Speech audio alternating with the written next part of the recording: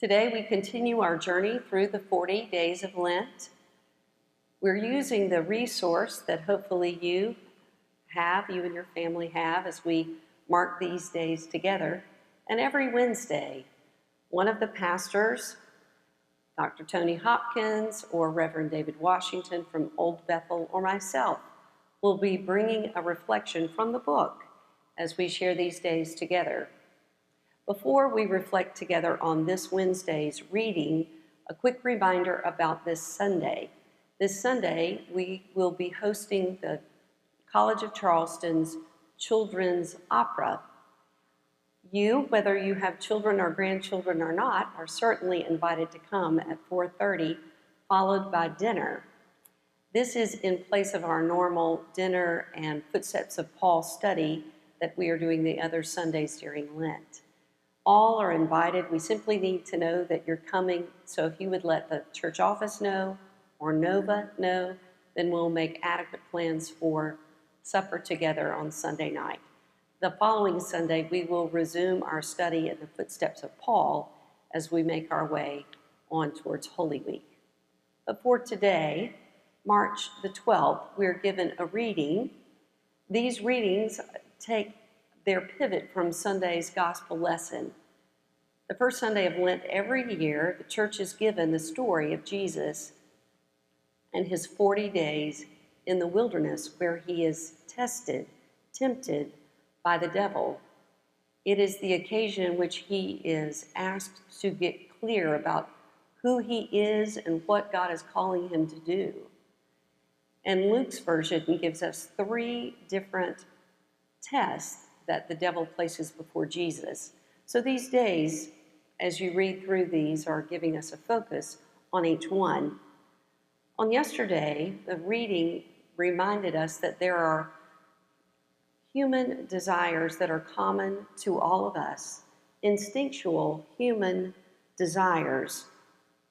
The drive for security and survival, for power and control, for approval and pleasure. It's part of what it means to be human. And the devil takes these things and then twists them. Have you ever been out west to the place where there's more dirt than trees, more brown than green?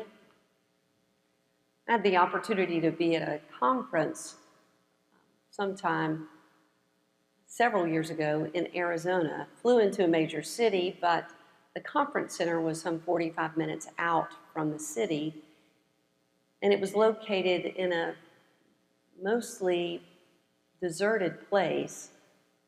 And there, though there were a few green things, cactuses, there were mostly rocks and rocky terrain.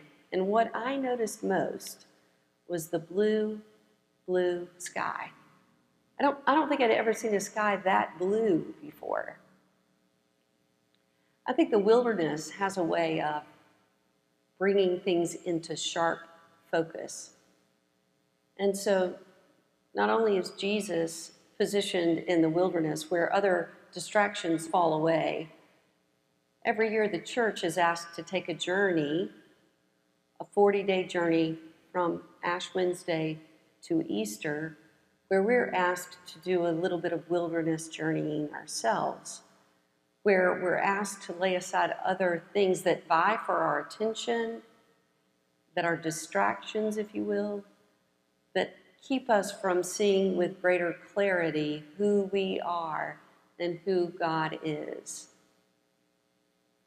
The thing about these human desires,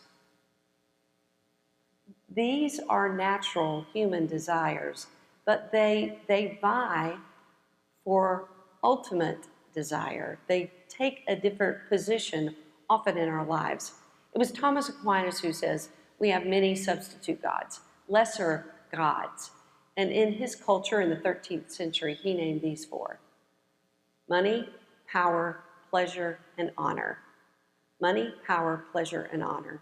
And these were vying for not a substitute God, but a higher God. And what Lent invites us to do is to get clear on what we are substituting, what lesser gods we may be elevating. These desires, whatever they may be, for money or pleasure or power or honor, they're not bad in themselves. No. It's just they can never be of ultimate satisfaction. They may have momentary satisfaction, but not ultimate.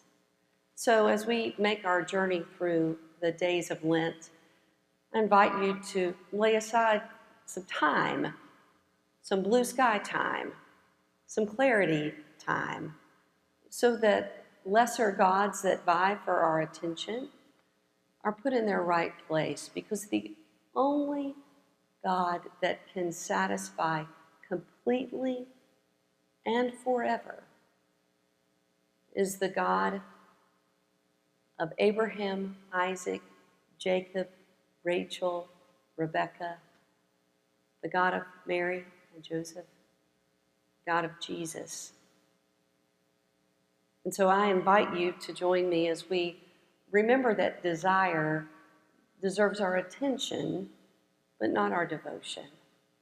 Only God deserves our devotion. So take some time every day this week, some blue sky time, where other things fall away, and we elevate the one and only true God to God's rightful place as ultimate. Prayers for you on this Lenten journey, and we'll look to see you on Sunday.